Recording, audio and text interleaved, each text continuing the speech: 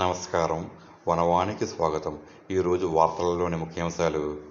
కాకినాడ జిల్లా పెదపుడి మండలం పెదపుడి గ్రామంలో ఈరోజు అనగా గురువారం ఉదయం 11 గంటలకు గ్రామపంచాయతీ కార్యాలయం వద్ద గ్రామసభ నిర్వహించారు.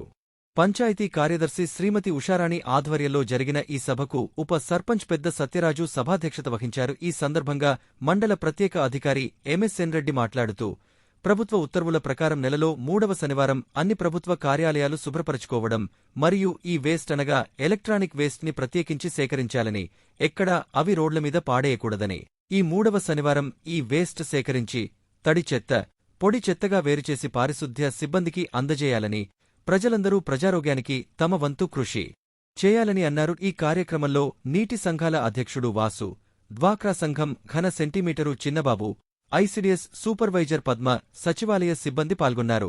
3వ శనివారం కూడా మన ముఖ్యమంత్రి చంద్రబాబు నాయుడు గారు ప్రతి గవర్నమెంట్ ఆఫీసర్లో కూడా వారి ఆఫీసును శుభ్రం చేస్తూ ఊళ్ళో కూడా అవేర్నెస్ కల్పించమని చెప్పడం జరిగింది.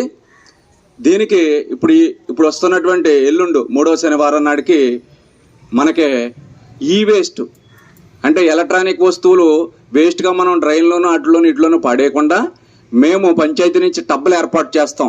అందులో మాత్రం మీరు తీసుకొచ్చి బ్యాటరీలు కానీ లేకపోతే వైర్ ముక్కలు కానీ ఇలాంటివన్నీ కూడా డ్రైన్లో వేసేస్తే చిక్కడిపోయి ఆ వాటర్ ఆగిపోతుంది. దానివల్ల దోమలో ఈగలో పుట్టడం జరుగుతుంది. కాబట్టి ఈ వేస్ట్ అంతా ఈ వేస్ట్ అంటారు దాన్ని, ఎలక్ట్రానిక్ వేస్ట్ అనమాట. ఈ వేస్ట్ని మీరు ఈ 3వ శనివారం నాడు ఎవరిళ్లలో ఉన్నా ఎక్కడున్నప్పటికీ కూడా తీసుకొచ్చి డస్ట్బిన్లో వేయవలసిందిగా కోరుతున్నాం.